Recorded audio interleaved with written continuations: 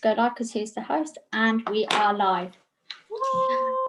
Hello, my name's Bianca, and I am part of the Togetherness team here in Northampton. And I'm joined by Georgia, who's representing the Togetherness team. And it's a great night because for the first time we're seeing her face. So this is great news. But more importantly, we're joined by Councillor James Hill, Councillor Jonathan Nunn, Councillor Tim Hadland, and some of the other awesome people of Northampton for a conversation about what's happening in the town centre. You would have heard of Northampton Forward, possibly, but you might not know what it is all about, or you might have some burning questions that you want to ask. So we've invited some people to come join us this evening on Zoom to ask some of those questions, get some of the answers, and make sure that the people of Northampton have their voices heard in part of this democratic process. Fantastic. So thank you everybody for joining us this evening. I'm now going to put myself on mute and I'm going to allow Councillor Jonathan Nunn to lead the way. Thanks ever so much, Bianca. Thank you very much indeed. It's lovely to be with you all. There's a few familiar faces here. So I'm Jonathan, leader of the council. I joined the council in 2011 and for whatever reason, I never work out why, they decided I might be the leader. And it's a wonderful job, but it's at a very challenging time for Northampton. So I'm absolutely fortunate to have a number of colleagues who are both with me this evening and work with. Tim's been on the council, Tim Hadland. He's what we call cabinet member for Regeneration Enterprise. Been with the council about 30 years, Tim, is it? Something like that? Very nearly, yeah. Oh dear. Then we've got James, who I think some of you know anyway. James Hill's also on our cabinet, and what we call in council terms planning, which doesn't necessarily mean planning the Christmas event or anything like that. It tends to mean planning permission related stuff. He does a great job with that. And of course, also, we've got Laura with us. So you all know Laura through the Happy Hood, but Laura is a course colleague on Northampton Forward. So no doubt some stuff to chip in as we go through on this too. What we thought we might do, we were really thrilled to have had both some questions through from you and also some survey stuff which the group has done. We thought we might quickly whiz through a few slides on what we're about and so on. So I'll just share those if I may. Let's see if that works. Do you know, it looks like it might actually. Right, I've just done that. Does that yeah, it's come up on my screen. That's good. Yeah, and then if I okay, right, okay, I'll do that. Just while I do a little bit of sort of background there, you've already seen most of them anyway, so we'll go through others quickly. A little bit of background. Look, town centres are a real focus for us, and obviously town centres have changed enormously. We all know that. Over the last few years, not just Northampton Town Centre, but everyone has seen a change in habits. Online shopping, you know, we all do a bit of online shopping. And of course, COVID's made that worse. You know, I think the change, I don't like to think of it as decline, it's change of town centres has made worse by the coronavirus. So those who perhaps had never gone online shopping before have done now since the lockdown. And out of town shopping was a trend, and it's there and it exists. And if you live in Northampton, you're lucky enough to be able to go shopping to Milton Keynes, to Leicester, to Rushden Lakes. Now, you might hear people moan about that. I think it's one of the benefits of where we live. We shouldn't harp about elsewhere. We should just make our town as good as we could. If you go back 100 years, you'll see a town that was far, far smaller, focused around the market square. And the last 60 years has seen a massive retail boom of the Wellingborough Road becoming shops instead of residential properties. And it's just changed and developed. And so the next part of the life of the town starts now. But we have got to deal with it rapidly because it is quite a significant gain. In Northampton, we've more history than most places. I'm famous for saying we've got more history than York, but yet we always judge our town as being a retail town. If you stop someone in the street, what do you think of Northampton? They'll say it's a shame M&S has gone, and they'll talk about shops. Our town is so much more. What we're setting out to do is to try and make it the best it can be. So yes, we have got great shops and particularly independent shops, but we've got a great vibrant town centre that people enjoy coming to for lots of reasons, of which shopping is just one. So we set out a while ago to create what we call a master plan. Tim's going to talk you through a bit of detail on that shortly. But the aim of this is to say, if we want our town to be as good as it possibly can be, we've got to create a plan for it. We've got to do that with the key stakeholders in the town, to use the modern expression. We've got to make sure that everybody in the town feels that we're going in the right direction with it and has the chance to comment on it. So we set about doing that process a little while ago. And then simply because of the change in town centres, it was the perfect timing because the government then announced a couple of funding rounds. Now, you may have heard of these. The first one that came out is called the Future High Streets Fund. And that's a government scheme. It did allow for bids up to £25 million. We've put a bid in for Northampton following our consultation and some planning. We're waiting for the result of that. We're hoping that it'll come fairly imminently over the next month or so. We hope to hear whether we've been successful. It was as a result of the consultation telling us that people were most interested to see the Market Square improve of all the areas in the town. So we put in for that. And then secondly, for a thing that's called the Towns Fund, we're about to put the application in. Now, these are government funding things and absolutely necessary at the moment. We're at a time where the market, and I don't mean the Market Square, and I don't mean the schools, I mean the commercial market, we're going through, if you like, a period of market failure. That is to say that public intervention, in my view, is desperately needed at the moment. During normal circumstances, you know, the market rents property and it takes a lease on it and all the rest of it. Just at the moment, town centres need an extra nudge, which involves a bit of beautification to make them more attractive, to make them safe, to make them places that people want to come. And I don't think it's until we see that public investment will we then see the private investment, people bringing in new shops and businesses and so on. So the government money, in my view, has come at absolutely the right time. So we formed this thing called Northampton Forward, and at that time it seemed that that was mainly going to be about applying for government money, and we wanted to make sure that we had the key people in the town who the government might need to know were involved. So people like the university and businesses. So we went to the Chamber of Commerce and the Business Improvement District in the town centre, the theatre, which is a big part of the nighttime economy, and a range of other people, so that we had a reasonable sort of representation. Soon after that, brought in community representative in the form of Laura, who many of you know it has wide sort of connections across the whole of the community. However, now that the board has had some success and got somewhere, we're currently commissioning a review of that board to make sure it's truly representative of the town, but above all, to make sure that it's got the skills that it needs. If you want to improve a town centre, you do need to make sure you get people's views. We do that through consultation, and we probably need to make some enhancements to the board membership. But above all, it's actually not an easy job, and you need to make sure you've got the skills and expertise of the right people who can do that well. So we're currently having an independent organisation, BDO, who do auditing and all sorts of things, but they also advise all sorts of groups, charities and so on the membership of their board. And we're currently undertaking that review at the moment to make sure that Northampton Forward is the best it possibly can be. Let me just move on to the next slide. And Tim's just going to say a few words here about the Northampton Town Centre master plan. Tim, over to you. Yeah, thank you, Jonathan. We commissioned a firm called 5+ to put together the draft master plan, and you'll see it there on the slide in its baldest terms. The teardrop red shape is the definition of the town centre for this purpose, which is basically within the inner ring road, although we did then extend it to the left down towards the station to take in the Castle site and Gold Street and Mayfair. So that is the hub of the whole thing, and that was divided up into 5 main sections: Mayfair and Gold Street, the Market Square, Greyfriars, Fish Street and St Giles Street, and the Eastgate, what we call the Eastgate Residential Quarter, which is basically the top of Abington Street, the bluey bit on the plan there.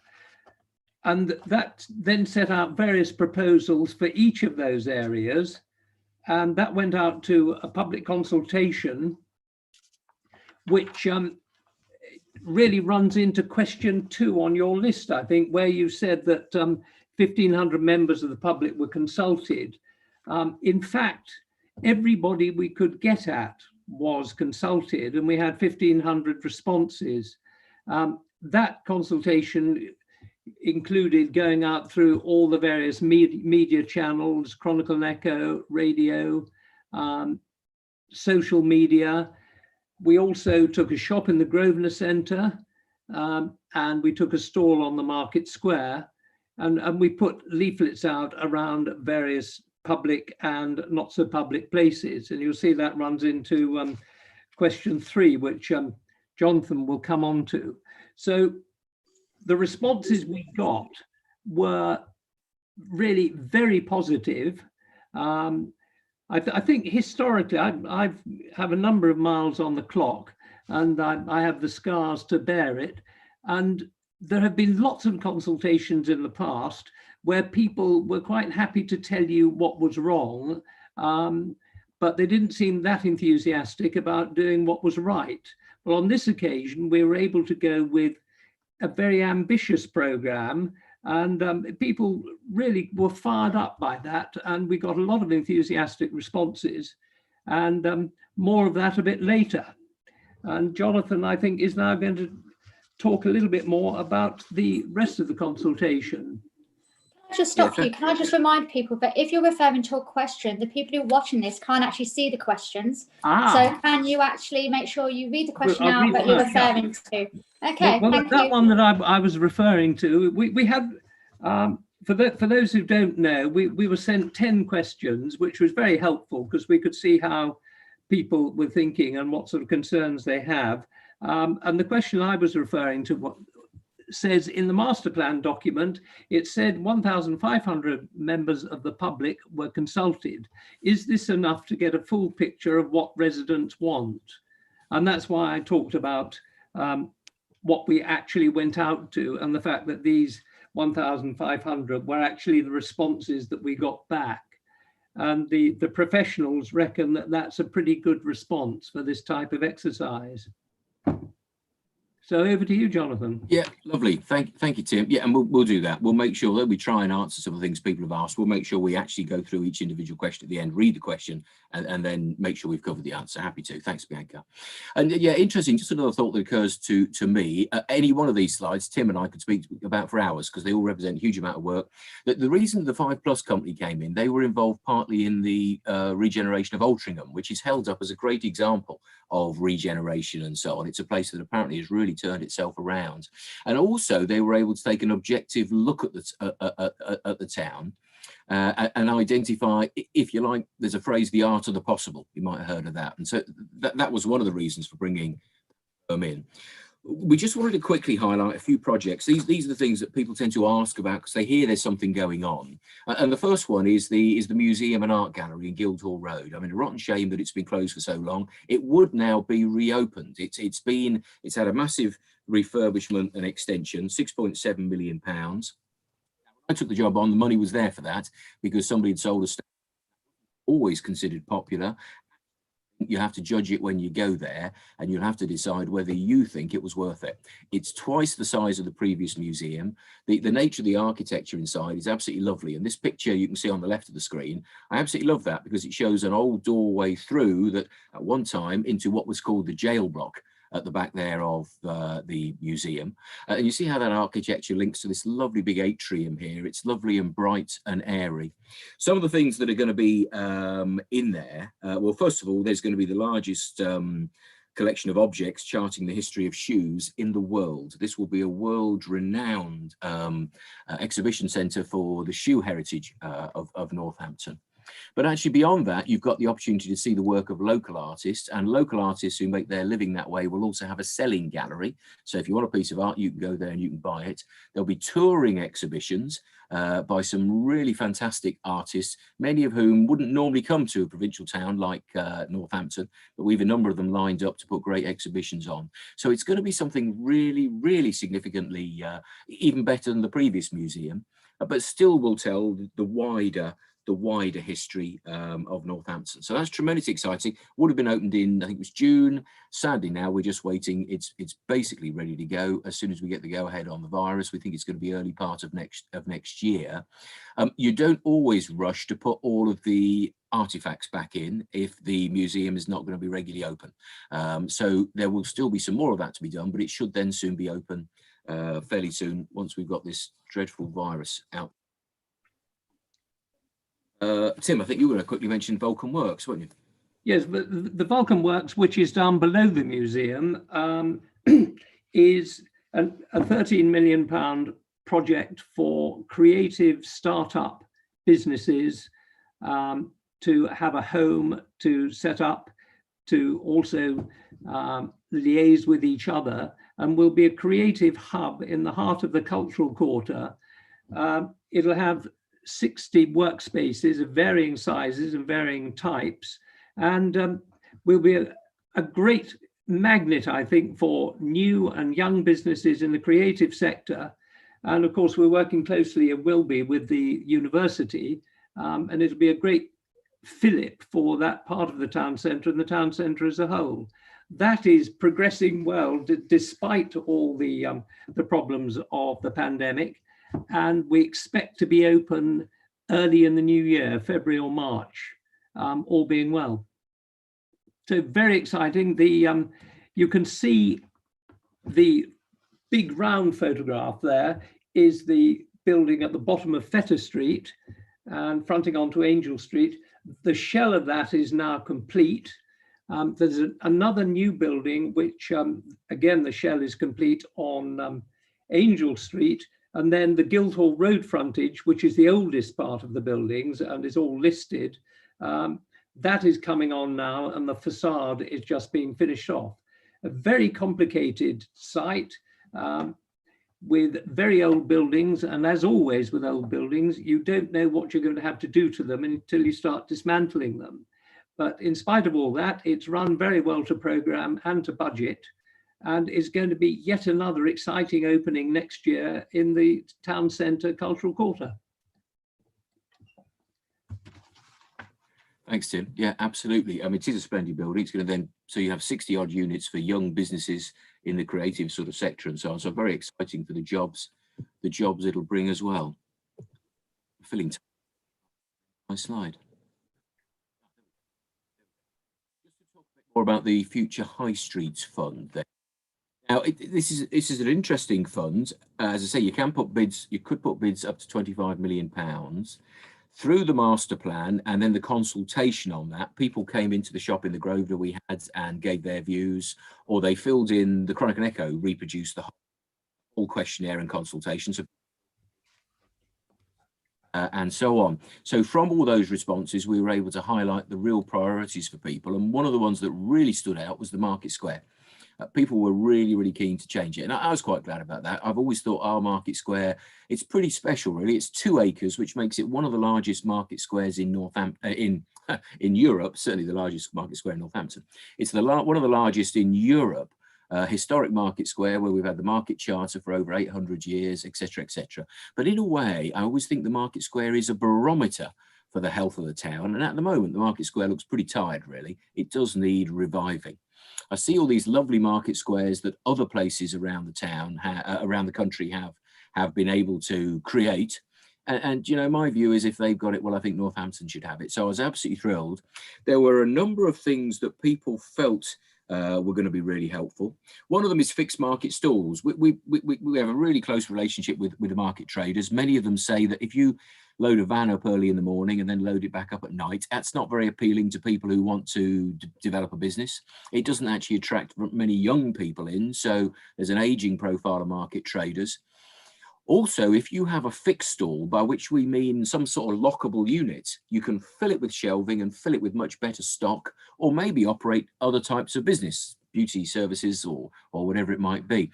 So people wanted to see those fixed units. People wanted to see trees. You know, it's amazing throughout the whole town. One constant theme of this is more and more greenery. So trees is an important part. Some of the other possible elements that many other market squares seem to have that are modernising around the country is water. It's believed to really increase the sort of the general experience of being around a market. We asked people about that. That seemed to be something that was really important to them. So what's happened now is this has been developed further into a scheme for which we put a bid in. It's mainly about the market square, and it's about some of the potential office buildings around the market square that need a bit more love and bringing back into active use. So that's the bid that we've put into government. However, there are some other projects, some of which we'll talk to you about shortly, which we would have loved to bid for, but the government still does insist that if they give any funding of this sort, it has to be quite clear what sort of economic return will come. Now, the economic return on the market square is pretty good because it links to some of the buildings around. So there would be creation of jobs and creation of footfall for local shops and so on. Some of the other projects in the town don't bring that commercial reward. So in the end, we put a bid in just for the market square and surrounding buildings, which was about £12.1 million. We hope to hear fairly soon. I think the expectation is that we'll get confirmation back before Christmas as to whether we've been successful with that bid. And I really hope that we are. Some of the other aspects that also spin off of this, of course, is access from this photo here through the north of the market square to Greyfriars. Don't think we've any particular slide on Greyfriars, but at the moment that remains a fairly isolated part of the town. And actually, you're only going to get something really good happen there if we can open it up and make it part of the town. So that's there for consideration as one of the future stages. Probably about covers the market square. I'll mention this one too, though, which is the old Marks and Spencer's building. Look, a lot of us lament the fact we haven't got Marks and Spencer's anymore, don't we? That was a key part of our high street. When Marks and Spencer's announced they might close, we at the council engaged with them. We did everything we possibly could trying to get them to stay. Ultimately, in Northampton, we as residents have said to Marks and Spencer's, we don't want you enough to spend enough money with you, as a consequence to which they felt that they wouldn't keep their store. They do say that the other stores they have around Northampton, Sixfields and their 2 or 3 food convenience retailers at BP stations, are tremendously successful. But in the high street, no more Marks and Spencer's. So you're left with a building that has quite a lot of asbestos in it. If a retailer took it on, they would need to spend £2 or £3 million to bring it up to a modern standard to operate. And actually, it's just not suitable for what people want these days. The department store type building is not what the high street needs. One thrust of the master plan, though, to bring vibrancy into town is to take us back to the time when actually people used to live in the town centre. Many of the towns and cities you see around the country, there's an increasing number of people living in the town. And even actually in Northampton, you'll see an increasing number of developments, both the council's own developments and also private developments, bringing in more and more high quality residential accommodation. I can think of 2 or 3 going on in the town centre. One that's recently opened, of course, some of you may have seen opposite the Mail Coach, the Derngate News Project, the old newspaper house, which is actually providing some lovely flats, lovely apartments, and so on. And a similar thing would be planned for the Marks and Spencer's site. So what you can see there, you can see where you're going with Abingdon Street and the way the road curves to go up between what's currently Marks and Spencer's and Matchbox Cafe, and so on. So this proposal would see apartments created in that area to bring people into town. It's not easy, though. It's not easy. The government have just given us £1 million advance funding on the town's fund. And actually, it's a jolly good job that they have. I'll tell you why that is. Most of us would look at a piece of land like that and we would think, what an incredibly valuable asset. You know, that must be worth tons and tons of money. And of course, you know, it is a valuable piece of real estate. But, you know, to redevelop something like that is going to cost several £1 million just to take down the existing building. So we've currently we've recently had surveyors in there to try and ascertain the level of the asbestos. They've completed that work. We're going out to tender, and the aim is to get the asbestos all removed over the course of the next couple of months. And that's what the £1 million will go towards. What we then have to do, this is a sort of an artist's impression of the kind of thing we'd like to create there, but then a really detailed scheme needs to be drawn up to work out how this can be done and how it can be done viably. And what they mean by viably in the property business is what you're left with worth the cost of what it has cost to create it. And that's quite a challenge because it's a costly site, a difficult site to access, and with the asbestos removal and so on, it's going to be quite difficult to create something. Our single aim is to make sure we create something of high quality. We would have liked to include the British Home Stores site. That's privately owned at the moment. The owners have their own view of what the value of that building is. And at the moment, we have not been able to conclude anything satisfactory that would allow us to use both parts. But we have, through the Borough Council has now purchased this M&S building. So it now belongs to to the people of Northampton through the council, and we would hope to be able to move forward with this. This now forms a part of our bid for the next government funding, which is the thing called the Towns Fund. I think you were going to talk us through 24 Guildhall Road. Yes, this is a property below the museum and between the museum and the Vulcan works, previously owned for many years by the county council. We acquired it last year or the year before to provide a permanent home for NN Contemporary Art, who were temporarily in buildings on the other side of the road, which were required by the owners, and so NN needed a new home. They have built themselves up into an organization which has a terrific now national reputation, and the Arts Council, who are the arbiters of this sort of thing, think very highly of them. So we were able to obtain some funding through SEMLEP to provide a 2-story home for them with artist studios, exhibition space, and we will also have 2 upper floors which will convert to types of workspaces really closer to the arts than perhaps might be the case with Vulcan works.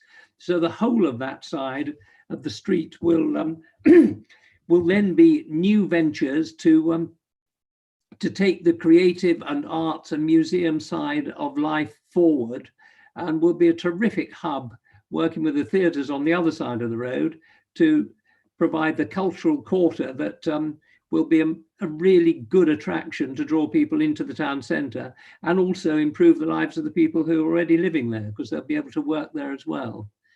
That's going to be a great plus for us, and that work will be starting sometime next year. I should say that NN are already on the premises, and so the improvements, we did some basic improvements to allow them to move in, but the next stage will to make sure that they have the sort of quality of home that that they really deserve. Back to you, Jonathan. That's most of the town centre ones. I'm just going to tell you about a couple of the exciting housing projects, then Tim's going to talk about the enterprise zone, and then finally what we call the Heritage, which is around the Mayor Fair. Wanted to tell you about this project because it's tremendously exciting. It's currently called Belgrave House. What it is, it's the office building above the Grosvenor Centre. Quite a long time since it had any serious business occupiers. It's pretty much been empty for some time. Social housing is really important to us. You will all have heard of the housing shortage, and in Northampton that is, you know, as bad for us as it probably is anywhere really. Both the huge demand for private homes, but above all social homes. Now you may or may not know that we have 3,500 people on our housing waiting list in Northampton. So some of them are looking to change the type of property. Some of them are coming on for the first time, but in short, there is a shortage. And really, it's probably a matter of great shame to the council that in 20 years, 8 new homes were built, and we didn't think that was satisfactory. We set out on a house building programme around about 4 years ago. Hitherto, that now means we've built about 160 new homes, but we have somewhere between 500 and 600 currently going through the planning phases. So either waiting for planning permission, or we're currently looking for the right contractor to build them and so on. Included in that is this one, Belgrave House. We're going to change it to the name of Clock House, and our housing company that we created, Northampton Partnership Homes, are going to carry out a development there which will enable 120 new apartments to be built. Now these are of course right on the edge of the town centre, so it brings people into town and living in town. The profile here is to aim them mainly at, the general term we use is key workers. And I think we all have an idea in mind of what we mean. Certainly it's national health. It's people setting out on careers, perhaps in the public sector. Police, for example, the Police and Crime Commissioner we're working with, he obviously promotes the policing degree, which you can study for in Northampton. And as part of that, and as part of attracting the best students, he's going to take some of this accommodation so that if a student comes from elsewhere in the country to study the policing degree in Northampton, they also have the opportunity of some nice accommodation which I think they'll find pleasant and perhaps an enticement to keep them in Northampton on the long term. So that's going to bring people in into the town centre, but needed housing. There's two other buildings as well, which you might recognise. One's called Riverside House, one's called Beaumont House. Riverside House is down on the Bedford Road. It's pretty much opposite the skateboard. And at different times, it's had different uses. Office accommodation, I think, for the county council. At the moment, there's the renal unit, the kidney unit on the ground floor. Actually going to remain. The council has bought this building, again, to create flats. Some of these will be aimed at temporary accommodation. Some will be aimed at, if you like, mainstream social housing, people currently on the housing list. I think there's around about 65 apartments to be created there. Lovely view overlooking Midsummer Meadow and so on. The second building, Beaumont House, is on Billing Road. If you imagine walking out of town along the Billing Road, you go over the junction with York Road, a little bit further up, and before you come to the zebra crossing, on your right, there's a large building that's been empty for some time. We've just acquired that and work is now underway. And again, that's going to create, I think that's around about somewhere between 60 and 70 apartments for social housing. So there's an enormous amount going on. We mentioned these two here because they are larger buildings, but across the whole town, there's many hundreds of homes now in preparation, being built to fill that vital housing need.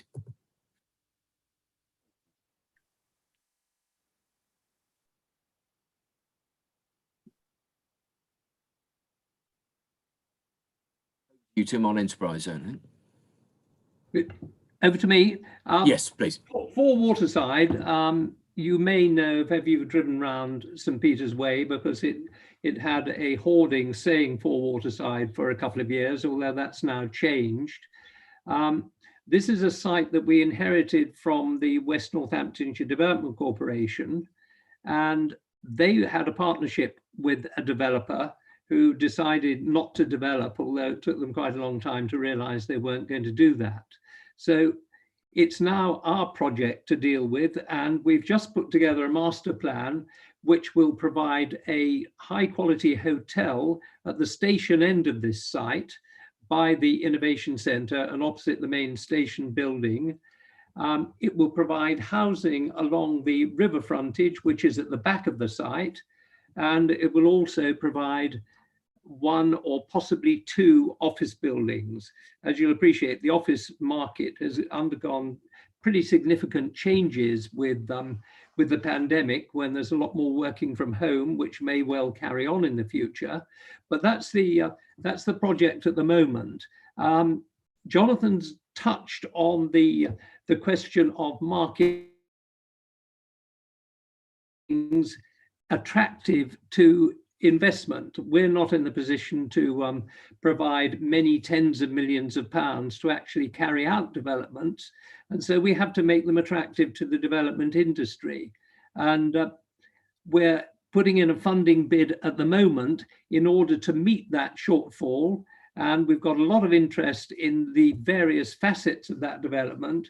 And we expect to see progress early in the new year with final master planning and exciting architectural buildings in what is a very prominent site right by the station with excellent communications. The master plan, which went out to public consultation and is available on the website, will also include some pretty high quality, interesting looking housing along the river frontage, and will also give us the opportunity to improve the river frontage there and make it much more of a feature of the town centre. So a really exciting one, that. Have you got slides on any of these subsequent ones, Jonathan? Let me just have a look. Slight delay pressing the button before the slide changes. I see.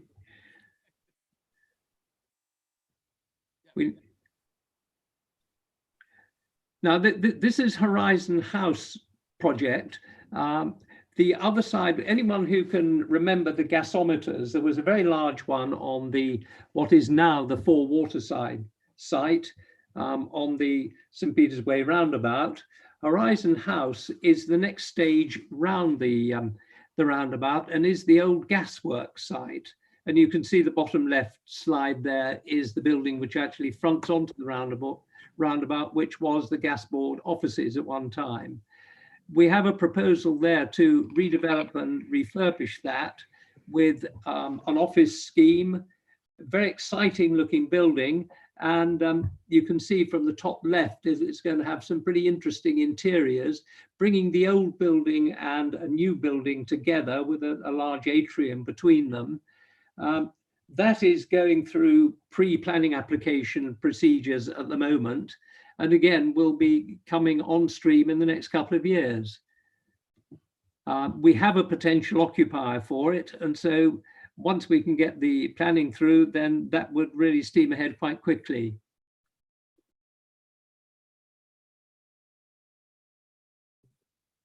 This is a pause for button pressing. One last slide, which is about Mayfair, Tim, but it'll be up in a second, I'm sure. You wouldn't want me to sing to you, would you? Keep talking. Now, this is Mayfair, described here as the Heritage Park. It's been variously described as the Heritage Gateway and various other names as well. It's the site of the old Castle House, which you remember was an empty office building occupied for many years by Barclaycard, but demolished 3 or 4 years ago now when the County Council acquired it for redevelopment and for inclusion in this area. We've now got to the stage where Northampton Partnership Homes are doing a lot of improvements to the council-owned housing in the area, and that's including a heritage walk and a certain amount of improvement to the old castle site, which is at the top of this circle, just off the green area. We are now putting together a project, and we're going to the town's fund for funding to make sure that we can celebrate the existence of the castle, and a certain amount of archaeological work will be going on there, provide a heritage park for 2 reasons. One, to enhance the attractiveness of the entrance to the town if you're coming in from the station, but much more important, to provide a green area for the residents in that area, and that is particularly important. Then on the Castle House site itself, there will be some form of residential development yet to be decided, and quite a lot of work's going on that at the moment. Again, we have this market failure issue where we need external funding to actually make things happen. And that is going through. But by using the town's funding, we can take the pressure off to a certain extent. And so we can have a lower scale residential development that might otherwise have been necessary. And we can make sure that that includes family housing, which is one of the things that is in short supply in that immediate area. Now, on the south side of the road, off the coloured area, is the old Black Lion pub. We acquired that from the owners just at the end of last year, and we're working with the Church's Conservation Trust, who have a very exciting visitor experience scheme and refurbishment scheme for the pub, which has got Heritage Lottery funding, and that will be coming on stream early next year and will provide a terrific fillip for all the historical work that is going on in that area, which will also bring together things like Hazelrig House, which you may or may not be familiar with, on the Mayfair, south side of Mayfair, a little bit further up. A Jacobean house occupied by oh God, I always forget their names, but and Looking Glass Theatre, who provide a lot of community projects. They're hoping to convert that into a house through the ages, so that they'll have a certain amount of enactment to trace the house all through the various centuries, with live shows and things to demonstrate living at those times. So that area is going to be a real heritage hub for visitors to the town, for residents, and is really very exciting. One of the questions that cropped up talked about the neighbourhood plan. The neighbourhood plan is one of those plans that sits under the larger town plans.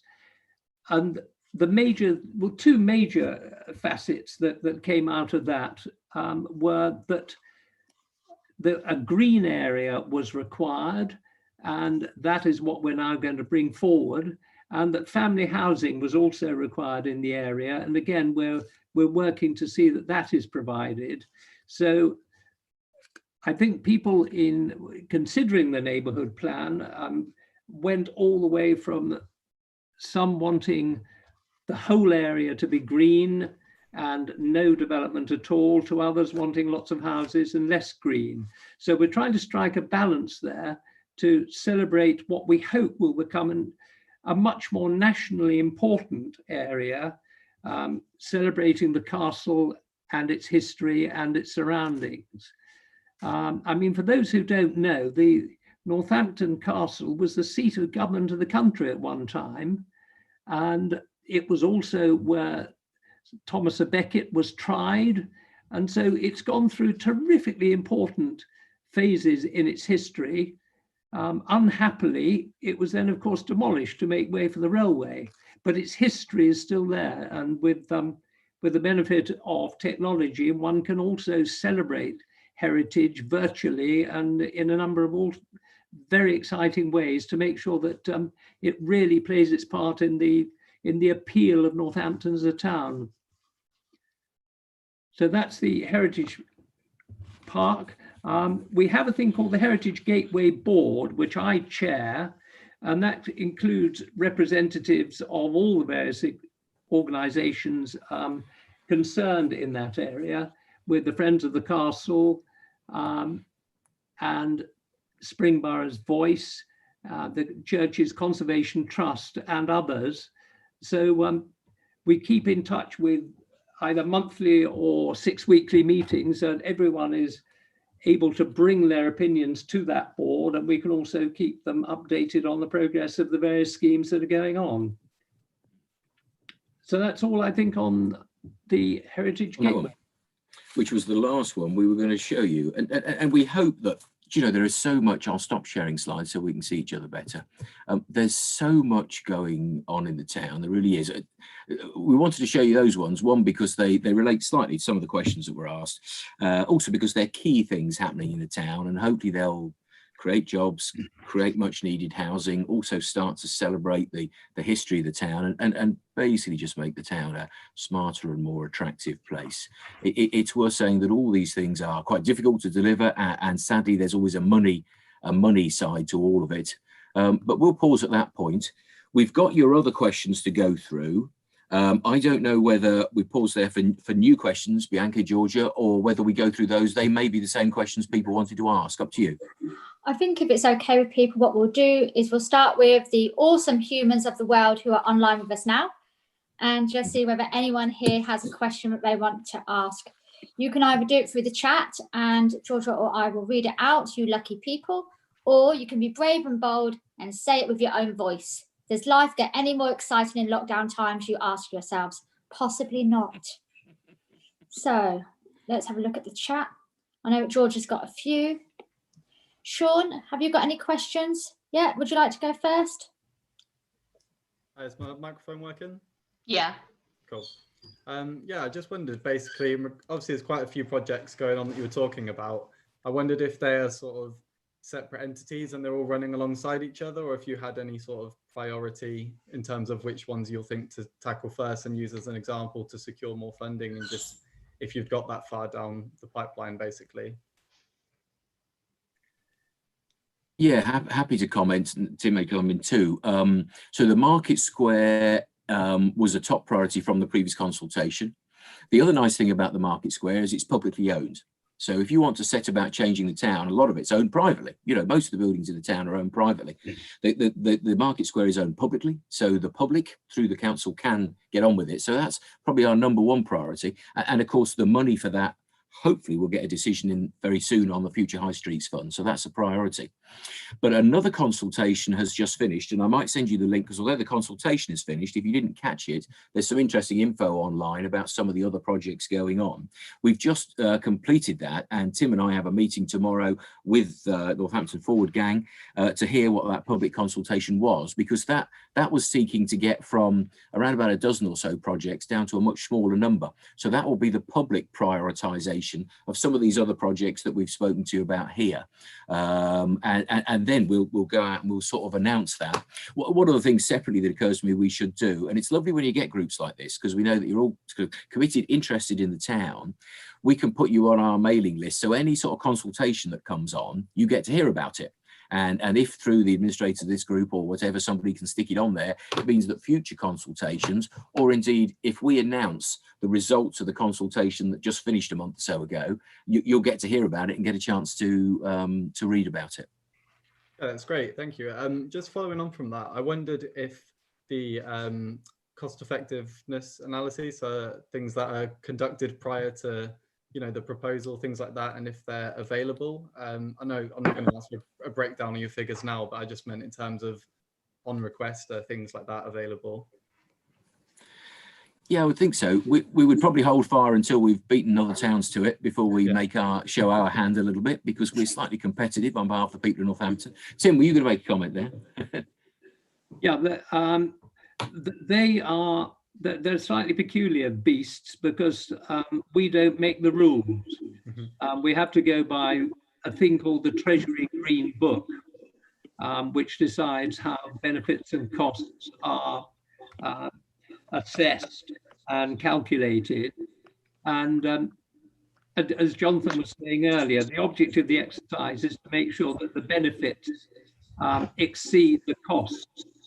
And so you then have a benefit cost ratio. One is break even, and we need to achieve at least 2. So effectively double your money after taking into account the various community benefits and things like that, to get really through the gateway and onto the funding. And so that is really what we're working hard to do now. As far as the town's fund is concerned, that will be the same sort of exercise. The reason we couldn't go for 25 million on the Future High Street Fund is because the projects didn't measure up to that, and it was made quite clear by the government that they wouldn't look at anything that didn't meet their very high threshold, which I think was a BCR of 2 at the time. Which is, as I say, double your money, if you can double your money, you could probably get by with a scheme in any event, didn't you? So that was a pretty tough thing to go through. The Towns Fund one, we go in with the final bid in December, and they seem to be turning them around quite quickly at the moment. So we would hope to get a decision on that fairly soon after Christmas. And there we will, I think, be able to go for a full £25 million bid. Thank you. Thank you. That's great. The next question is from Vicky, and then we'll be having a question from Georgia and then George. Hello. My question is about the housing mix and how that's been considered, and affordability, and whether you've considered intergenerational living, just all the different methods that we can live, modern methods of construction, just all the things that you've considered on that front. I come in there, Jonathan, just discuss Yeah, that. do. Thanks, Chase. So, I mean, one of the things with housing developments over a certain size is that you'll have an affordability element to it, which is usually around 35%. So that will be things like social housing and sort of shared ownership and that sort of thing. And in terms of the actual housing and construction of the buildings themselves, one of the things that we're pushing forward now is obviously our green motivations and trying to make things more carbon neutral and whatnot. So things like electric car points and things like that, and making sure that housing installation and heating is a certain standard. And actually, that's part of our local plan, which is just our local plan part 2, which is a kind of an overreaching plan, which covers the whole of Northampton. And part of that aspect is, as you say, sustainable living and housing and stuff like that. Can I just chip in a bit there as well? I think perhaps the last 6 or 7 or 8 months have taught us that space requirements are changing. Because we've all been shut in, then external green space, particularly private space, which we can call our own, and also living space when we perhaps got to work from home as well, the internal space is going to be much more in demand than it has been in the past. And I think that's going to mean that that the general standard of housing, particularly high density housing in town centres, is going to have to improve fairly dramatically to appeal to people in the future. Yeah, I think HMOs, which are housing in multiple occupancy, also make a big part of that. One of the things that we have in Northampton is a restriction on how many HMOs that you can have throughout the town. So I think it's a 15% mix in 50-metre radius, and that's now being pushed out across the whole borough. And in terms of that as well, we do have quite high standards in terms of what's allowed to do that. So, they have to be a certain size, the rooms, things like external facilities for refuge and sustainable transport links are also a big part of that as well. So you're right. I think, that's something that needs to be considered quite a lot in terms of housing mix and how we move forward and how people are going to be housed, because it's a big issue. Yeah, and actually when it comes to the social housing that we've been building as well through Northampton Partnership Homes, there's a couple of aims that we've had in mind. One of our aims at the outset was, we said to ourselves, we will be successful if you can look at a house and not know whether it's a council house or a private house. And if you go to any of the ones that have been developed, you can go to Tom's Close in Collingtree or many of the other developments that are around the place. These houses are of tremendous quality. So some of that is about ensuring areas don't become run down, and people deserve to live in the highest quality, and they tend to act that way too. So some of the areas that perhaps traditionally have not been felt to be the most pleasant areas, if you go to Spring Boroughs, you'll see some enormous regeneration where people now feel a sense of pride, because although they're existing buildings, they've been refurbished to a much higher standard and they've got a nice quality of public space. And you suddenly start to see some sort of community feel emerge as well. So a lot of it's got to be about the quality. The quality of that accommodation, whilst driven to ensure that we build numbers, we've got to build good homes that people feel good about living in and take a sort of a pride in as well. Also, can I just say, Jonathan, that one of my concerns is in terms of housing is that whilst we build good quality houses, if we can't get local people to be able to afford to live in them, all that's going to happen is that people from outside Northampton are going to come, and actually we're going to remain with the same housing issue. Does the council have a commitment to make sure that the houses that Northampton people have a first place kind of access to the houses, and that there is a commitment to make sure they're affordable houses and not those just for the 1% who can afford to buy their own homes? Well, of course, we have direct control over the social housing. And if you apply for a local authority house in just about any town, a local connection to the area is an important thing. If you're looking for somewhere new to live and you want to use one of the council properties, it's almost like a bidding process where you have to assess the greater need, which can be driven by a number of different factors depending on your circumstances. And a local connection, because it's housing paid for and supported by local people, a local connection encourages you along that bidding process. Where we don't have a lot of control is over the private market. So of course, if Persimmon or Barratt's build a house, the market sort of runs that, and I'm to some extent a bit of a believer in the free market, but I do think that in housing needs tighter control. So it is possible for a housing developer to buy a piece of land, or not even buy it, but to have an option over a piece of land, have planning permission, then not build for some years. And okay, if you're a business, you might choose to sell the homes you've built at the time which will make the best financial contribution. At the moment, you've got the right to do that. But part of the problem is that we have an enormous number of houses where planning permission's been given and the houses haven't yet been built by the developer. Now, the government's reacting by trying to reduce some of the hurdles people have to go to for planning. And we're strongly resistant. As a council, we have written to the government to tell them that that is not the answer. To reduce the quality of the planning process, people should have the 6 weeks to publicly consult and to make their views.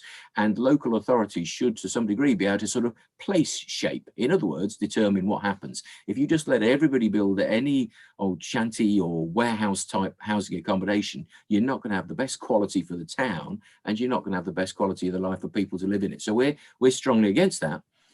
We are reasonably in favour, I say we, because I think it's a collective view across all parties in the council, actually. We are in favour of urging developers to move ahead a little bit quicker with the developments on which they might have planning permission. If all the houses that had planning permission were built, we'd have no shortage at all.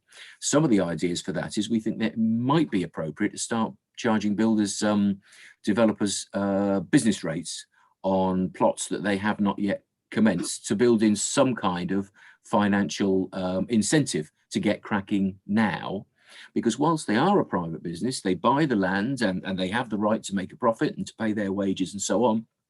It doesn't take account of the massive housing problems we've got. And where that may link to what you're saying, Bianca, is that obviously some of that delay is about maximising the house price and the profit. Well, if builders were more incentivised to build a little bit quicker, they'd be more interested in selling the property rather than waiting for the right moment to get the maximum for it. But these are like levers we can pull. We can't directly, sadly, influence the cost. Yeah. That's great. Thank you very much. And thank you for your question, Vicky and Sean. And now we move on to Georgia, and then we'll be following that up by George. Hiya. So I have some questions. Hey. A few questions. So I'll just start with okay, so with the M&S building and the flats that are going to be on top of, well, kind of on top of the M&S building in that development, so the council would own this property, is that correct?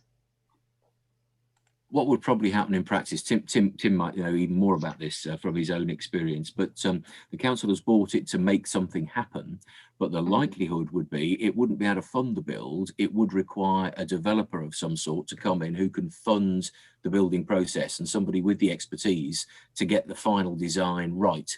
So at the moment the council owns it, at some point there would be some kind of legal agreement that would allow the developer to borrow the money to build it, and then for the houses to be sold or rented. And it might be that the council would retain ownership perhaps of some of them, but it would require that private money. The bit the council does is the sort of almost cleaning up the site to get it ready for somebody to come on and do something with it, I think. Is that a fair description, Tim? You might describe that far better. I think it is. I mean, you've touched on the fact that developers hold on to land. The last thing we want to happen here is for it to be held on to by anybody. It's stood empty for far too long already. But by owning it and having control of the development, we can make sure that it actually happens. If we can get the funding to bridge the gap, then it will have a proportion of affordable housing, which I would assume either the council would own or it would go to a housing association. But I would have thought the likelihood is that the council would own it, and the remainder would be sold. I think it's probably worth just touching on the quality that we can expect from town centre development in the future.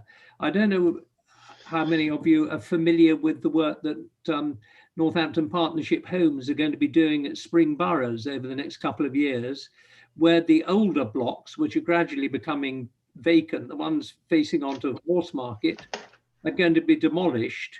And there's a really exciting redevelopment scheme going there, which will just show us, I think, what can be achieved with that sort of development. And it's going to have roof gardens, lots of green areas, and really be a terrific step forward. And that's the sort of quality that we're going to want to see right across the board. Yeah, I'm really glad you mentioned that, Tim. We didn't think to put a slide in, but I'll tell you what this is for those that can't picture it. You know where Seoul Central is? If you drive into the car park at Seoul Central round the back, you know, you go up a ramp. Well, opposite you there is a building called Berkeley House. And it's the most horrible, I don't know what it is, 1950s or 60s or something. It is not a pleasant looking building. There are people who have lived there for some time, and some of those have had council flats which they've then bought.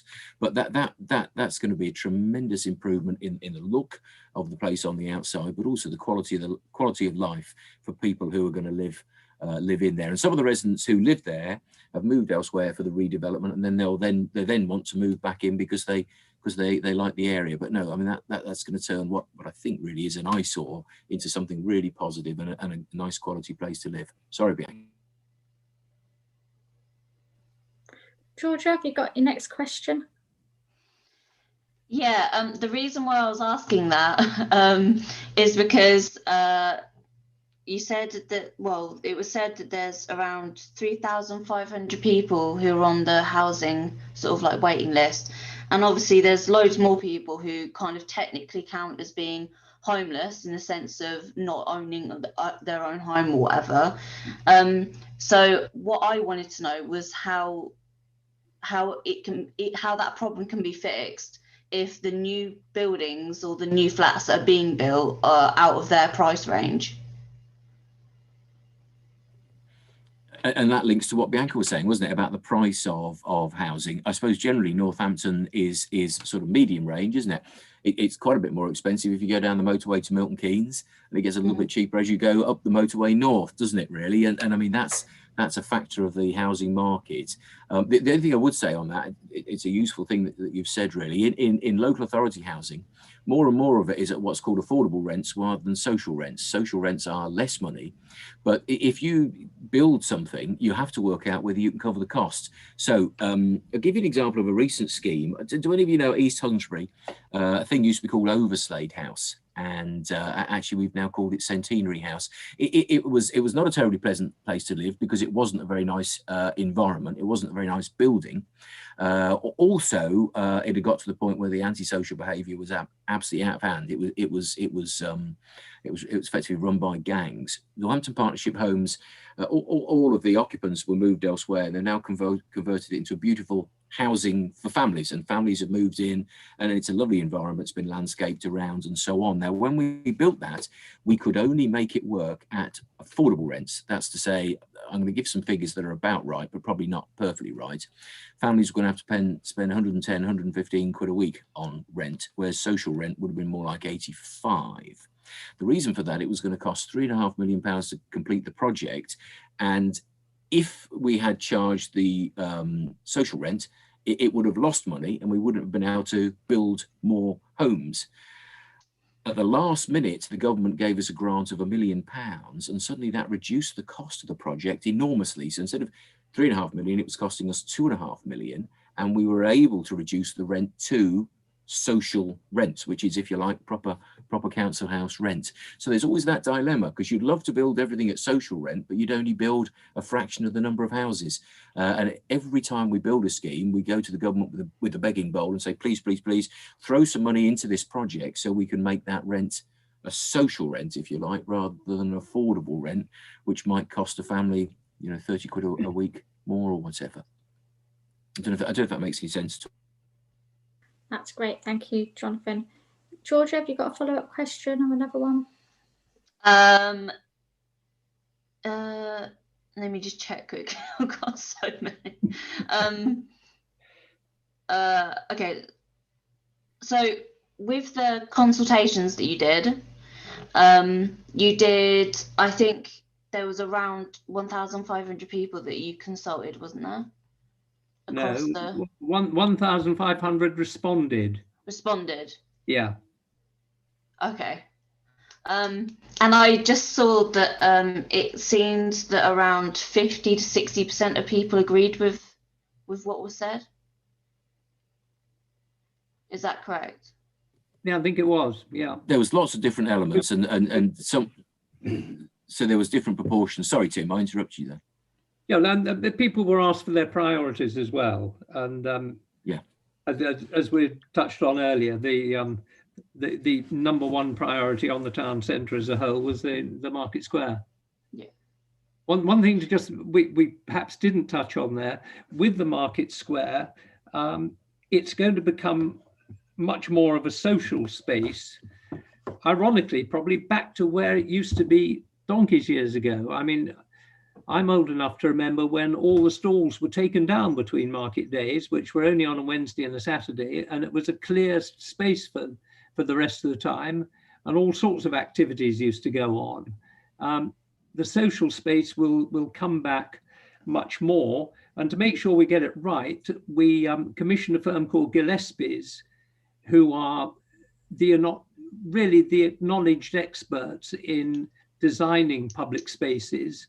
One of their particularly successful ones is I think, in Bradford. And that has absolutely transformed the area of the city where it is. And we're looking for that sort of transformation in Northampton. Just also a bit more on this consultation. Before I do, quick answer to Ben's question, which is how long would the market square take? Roughly 3 years, Ben. There's two phases to this. So if we learn, should we say next week, we learned we'd got the money, yippee-doo. It's then going to take about 18 months probably to do all the planning and everything else that's the detailed design and all the rest that's required. These are ballpark figures, but before you know it, it would be about 18 months before it was all done. Then, and at the same time, getting the right builder contractor lined up, we have to go out to the relevant sort of tendering, and then they reckon about 18 months to actually undertake the work. So the rough answer is about 3 years from the moment you get the green light and the money. A year and a half to get it teed up, and a year and a half to actually do it is roughly it. Just in case people didn't see just the question in the question in the chat that Jonathan's just answered was, what was the timescale for the completion of the market square? Okay, so that was a question in the chat. Sorry that we didn't make that clear. Very good, thank you. Thanks very much. On the consultation generally, do you know, I always fed up when public sector do consultations and people don't respond. Me and Laura will say something on this in a minute, I think, because me and Laura got a bit of a bee in our bonnet about consultation. And, you know, I was quite amazed at the number of people that do respond. Of the 1,500, some people wrote 1,200 words for each of their answers. They really put an awful lot of care in. We had loads of people who came and visited the shop, looked at the boards, made lots of comments. We scribbled them down, but they didn't formally respond. But, you know, normally you do something online. We went further, put it in the paper. We did a lot of media coverage on the radio and everything else. We also thought, right, let's get out. So particularly wanted to make sure we engage with a few older people. So a lot of that was by putting leaflets out in the doctors and so on. So there were quite a lot of different tracks that we went down to try and do that to get the right view. Laura, you and I talked a lot about that at the time, didn't we? Yeah, and consultation is something I always rant about in Northampton Forward meetings. Tim's smiling because he knows. So yeah, I'd never accuse you of ranting, Laura. I mean, you can accuse, I do, so it's fine. No, so yeah, I was disappointed with the number, if I'm honest. I really wanted more people to get involved with consultation, because everybody in the borough had an opportunity to put their point forward. And I was personally quite disappointed that more people didn't answer the consultation, but I also see why that can be a barrier for people. We asked for a lot of information. There was a lot to understand. The questions, you know, required quite a lot of time to answer. And I think we learned some lessons from that consultation. I know I did as the community rep. It's about making it really clear and obvious and easy and accessible. And you know, we're dealing with really complex questions, and you know, we wanted to gain people's insight and not just ask them to tick a box whether they like this or they didn't. We wanted to know, well, why do you like it, or why don't you like it, and give us some more, which made the consultation document itself perhaps a little bit exclusive for certain types of people, which was something, like I say, that I think the board's learnt from that. And also, just in terms of consultations in general, I really wish that people would get involved in consultations with the council more anyway. I'm kind of sick of seeing people on Facebook and social media putting their points across, but they're not going to be logged. We need to make sure, and this is why I'm really glad that you're involved, that you can push this out, you know, to Togetherness, like as I have done for the Happy Hood and stuff, but to try and really explain to people how important it is that they need to have their voices heard when we're asking for them and not after the fact, which is what I worry about with a lot of this, is that people sort of, oh, well, we weren't asked, we weren't consulted. Well, everyone was, everyone had an opportunity, but if people don't respond, then we can only go on the information that we've gathered. So I'm really pleased that you're doing this, Georgia, and that Togetherness are kind of getting involved in this, because I really feel like that's going to make sure that everybody gets their voices heard. But anyway, I'll stop ranting, let you ask questions. Can I just say something around that, though? Because I think it's really important about what you said, Laura. 40% of people in Castle Ward don't have access to the internet, can't involve themselves in the consultation. When you talk about the Grosvenor Centre shop being open, I went there every week. It wasn't open. You couldn't actually go in there and actually provide your results. So I don't think the consultation was actually open to everybody. I don't believe that all members of the community could hear their voices. And the reason that people don't get themselves involved in consultations with the council is because we're disaffected by the council. So we don't have trust that the council listens to our voice. So there's got to be a trust building exercise that goes on alongside this. This isn't just a case of blaming people because we're not giving our voices. I went to the Grosvenor Centre, I was at the university, I did loads of things to try and get people, but that shop was closed. And so how do people who haven't got the internet do it? How do people who are illiterate do it? What are we doing to enable that to happen? And I think there's some really serious questions about consultations and things that need to be answered. Maybe not in this meeting. We could have a whole discussion about consultations and how fun are they. But I do think that it's not that people don't want to have their voices, it's that they feel that there's no point. Yeah, and I'd agree with that, Bianca. I think you make a good point there. I think the council have asked loads of questions over the years and we haven't seen any results. And certainly when, you know, I got involved in Northampton Forward, I was very sceptical about what was happening. And I really didn't know whether there was any point in me even putting some time into this, because I just thought, well, this will be another exercise of the council going through a process that nothing happens. But kind of sitting on the other side of it and seeing what goes involved and the hours that are spent on the project, the work, the officers, so not just the councillors, because I know it's easy to blame politicians for not getting stuff done.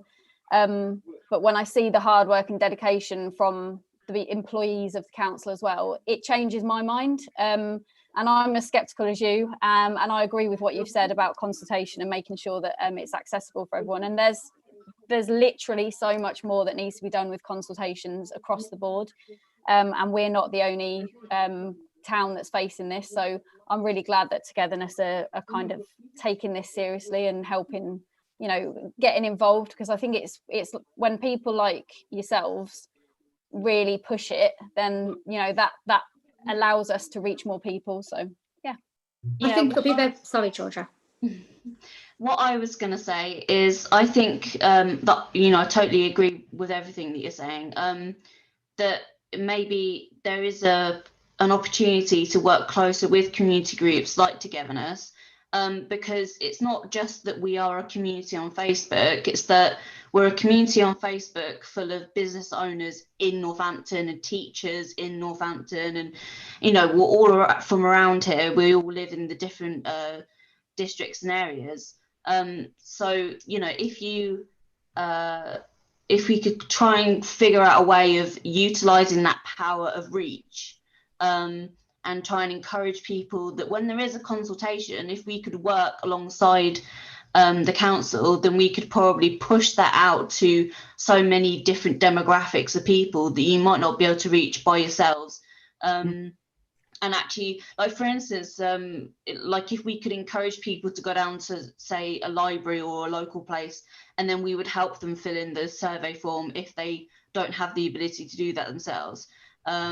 If we could give them access to computers, if we could go into schools or whatever and hype up all the kids and be like, if you tell us that you want something, we will go and tell them, and then we'll be able to show you that evidence. And, you know, just like ways to engage with people and make it more exciting. And fun.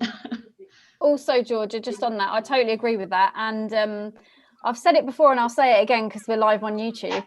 But I think that the council need to make sure that they are allocating funds for community groups and charities to help to pay for time for people to do this. So I've made the same point before in regards to organisations like Age UK Northamptonshire, who we worked with on a piece of research. But it's all very well asking community groups and charities, etc., to help support people to fill out consultations, but they need to pay the staff. You can't rely on volunteers to do that kind of stuff. So I'll make the point again, Jonathan, and you can note it down. That yeah, it really needs to be part of this the budgeting process. It's not just about paying consultants to do work. It's about making sure that local organisations are supported as well. I think when Laura says that, sorry, it's really important that the council has a commitment to using local organisations. I mean, I'm really interested in the fact that you used an outside organisation outside of Northampton to do the whole of the consultation at the beginning, where really we have some great Northampton organisations who may have done it just as good a design, but it would have been local people and the words would have started spreading from the beginning. I'm going to let George and then I've got to let George ask his questions, otherwise he's never going to get a question in. Sorry, is it on me? Yeah. No, all I was going to say very quickly is that Togetherness, we really actually genuinely want to help, and we want to get your message across because we want it all to be better and everyone to enjoy where they live and be happy and everything like that. So we're here for you whenever you need us. So yeah, that's all I wanted to say. And just to finish on that, maybe, because we did go out to a huge number of groups, all those connected to us on social media and so on. You're a new group, great.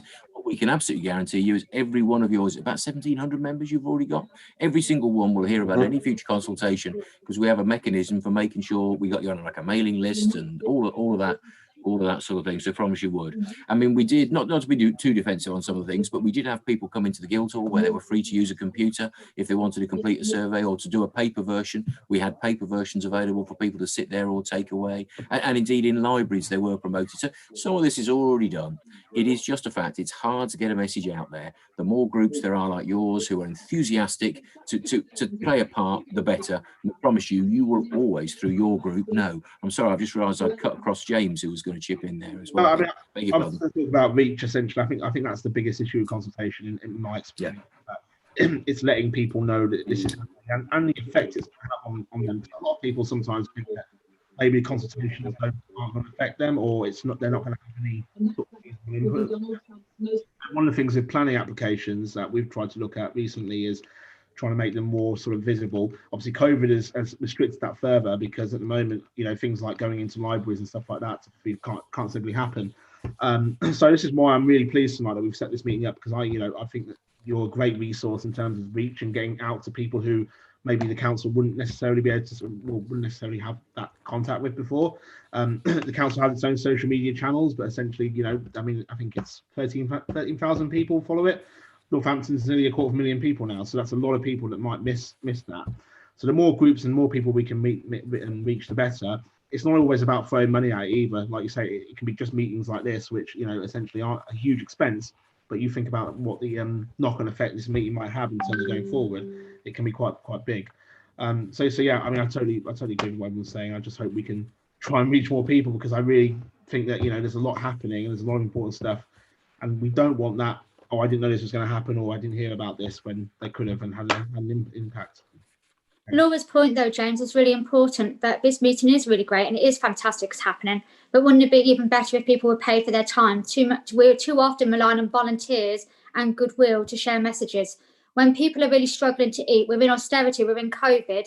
And you know what? We actually deserve to be paid wages, because our councillors and our representatives don't do as much volunteer work as the rest of us. I'm not saying you don't do all your work and you're not working hard, but for crying out loud, don't expect us to all do it for free. Yeah, doesn't mean we don't love you, but you hear what I'm saying. I'm going to let George ask his question now.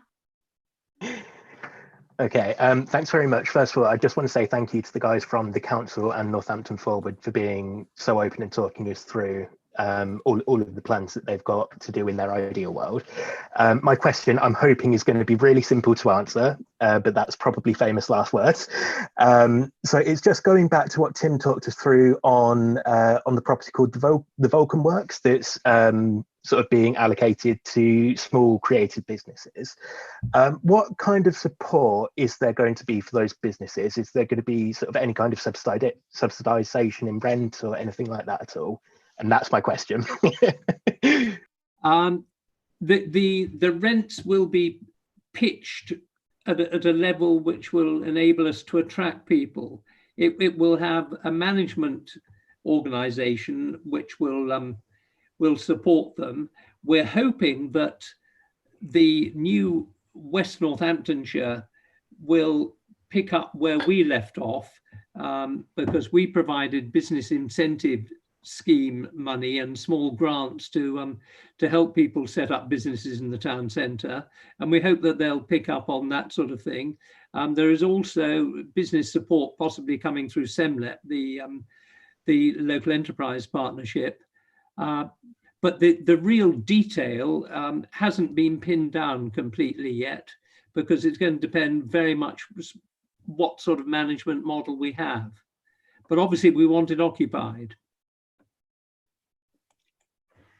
Yeah, and just to add that, so there's a tender out to those people who specialise in managing places like this, because an element of it is business support, help progressing your business plan, help marketing, and so on, you know, sort of business support some of you may have tapped into before. So we think that's really important.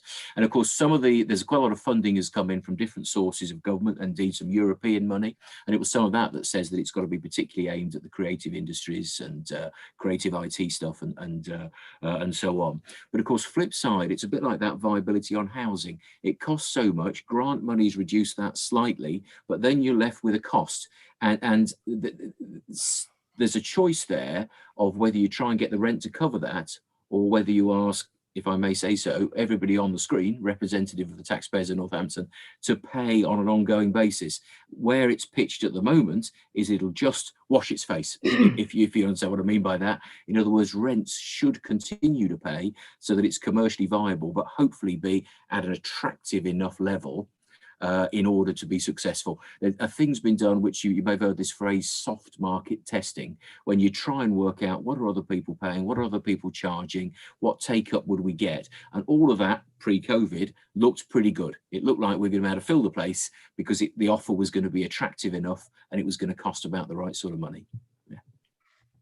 That's great. Can I just ask Ben, who's had his hand up? Ben, are you there? You're on mute. Ben, yeah, you're on mute. Sorry, now. I am here. Sorry, I was on mute. Sorry. So I just really wanted to ask one last question. What would you say is the biggest barrier now to seeing this go to completion?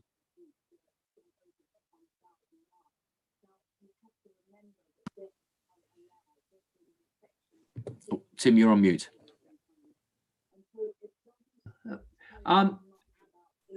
In a word, money. The will is certainly there. The plans are there. We've demonstrated that we're serious. We've actually put taxpayers' money into the Old Black Lion and the Heritage Gateway. We've put money into buying the Marks and Spencer's building to get that going. And we've got these huge bids for money sitting there waiting to be decided. And as soon as those are decided, we'll be able to see some action. But it's getting that money over the line, which is really the key to all these things. Yeah. So, thank you. That's great. We're now at 25 past the hour, and I know that everyone's had a really exciting night. Yeah, I've managed to keep the beagle quiet for most of this, so that's really cool. But this is the beginning of a conversation and togetherness, so we don't think this is the end. So if what you've heard, you've got more questions, please stick them in the chat, stick them in YouTube, or message us. Or, you know what, you can do the old-fashioned thing and phone, knock on the door. So once COVID is over, you can see us at the yard on a Friday morning, come and have a cup of tea with Georgia or Mikey, or message them yeah, and see them online in these COVID times. But it's really important that we keep talking about Northampton and keep making sure that it becomes a place where all of us have our voices heard. To Jonathan, Tim and James, it's been an awesome experience having you here this evening. To the rest of you, it's been bloody marvellous. I'm really glad to see you all. Go get yourselves a nice hot cup of tea, glass of wine or whatever makes you happy. Yeah. And I then have to then deal with beagles and fireworks. Yeah. The joys of Diwali. I'm going to be setting my own off later. Yeah. But thank you very much. Please stay safe in these times. And we will end our live stream here and continue the discussion secretly. Well, not really. We're going to go home now. We're already there. Perfect. Take care, everybody. Thank you.